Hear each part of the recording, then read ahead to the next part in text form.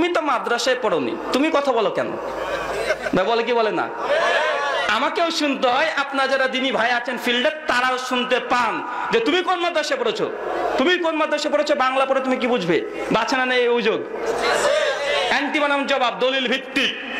বইটার নাম হচ্ছে রাসাইলে মাসাইল, নাম কি? মৌলানা আবুল আলা মওদুদী রাহিমাহুল্লাহ, নাম শুনেন নাই ভাই? বিখ্যাত গ্রন্থ। ঠিক এই প্রশ্নটা তাকেও করা হয়েছিল যে আপনি কোন হুজুরের কাছ থেকে ফারাইজ হাসিল করেছেন, কোন মাদ্রাসায় পড়েছেন। আমাদেরকে যে প্রশ্ন করা হয় যে আপনি কোন মাদ্রাসায় পড়েছেন, তাকে প্রশ্ন করা হয়েছিল। তো রাসাইলে মাসাইল, এটা শতাব্দী প্রকাশনী, দ্বিতীয় খণ্ড, পৃষ্ঠা নাম্বার 298, 298। যারা দিনী ভাই যারা দাওয়াতি কাজ করেন তারা এই রেফারেন্সটা মনে রাখেন। কত? দ্বিতীয় খণ্ড, 298 পৃষ্ঠা, প্রথম 5টা লাইন পড়বেন। আমি আপনাদের সামনে এই অনুবাদটা শুধুমাত্র পড়বো যে তিনি উত্তর কে দিয়েছিলেন যখন আবুল আলা মওদুদী রাহিমাহুল্লাহকে প্রশ্ন করে যে আপনি তো কোন মাদ্রাসায় পড়েছেন, কোন আলেমের কাছ থেকে আপনি দার্স নিয়েছেন, ইজাজত কোথা থেকে নিয়েছেন। দেখেন কি লিখছেন উনি, আমি কোন আলেম থেকে ফারাইজ হাসিল করেছি, এটা একটা অর্থহীন প্রশ্ন।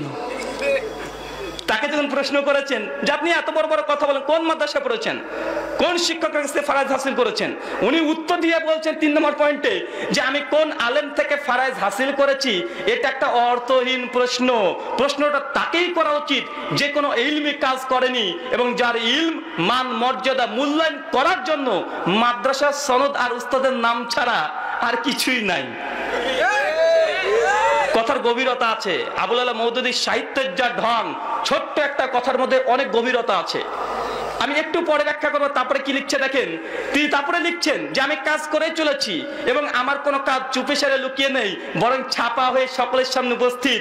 এইসব কাজ দেখে সকলেই জানতে পারবে আমি কি পরিমাণে পড়াশোনা করেছি এবং যা কিছু পড়েছি তা কতটা হজম করতে পেরেছি। এবার আসেন ব্যাখ্যামূলক এটা কি বোঝাতে চাইছেন। উনি বলছেন আমি কোন আলেম থেকে ফারাইজ হাসিল করেছি, এটা ভিত্তিহীন একটা প্রশ্ন। 2, প্রশ্নটা তাকেই করা উচিত যে কোনো ইলমি কাজ করেনি, কোন ইলমি কাজ করেনি, ইসলামে কোনো খেদমত করেনি, তাকে প্রশ্নটা করা উচিত।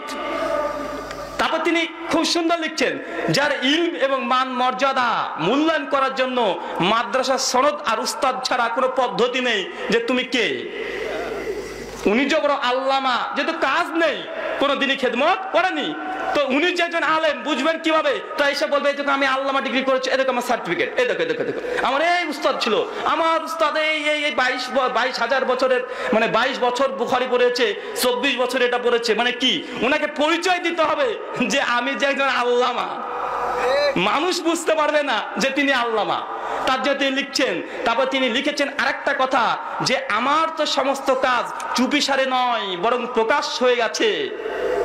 আমরা তো আরেক ধাপ এগিয়ে বলি যে আমাদের কাজ তো চুপিসারে নয় বরং ভিডিওর মাধ্যমে রেকর্ড আছে, কতটা পড়েছি আর পড়ার পরে কতটা হজম করেছি যে পড়বে আলোচনা শুনবে সেই বুঝতে পারবে। তো ভাই আবুল আলা মওদুদী রাহিমাহুল্লাহর কথাটা ভাই তাদের জন্য একটা অ্যান্টি ভেনম জবাব।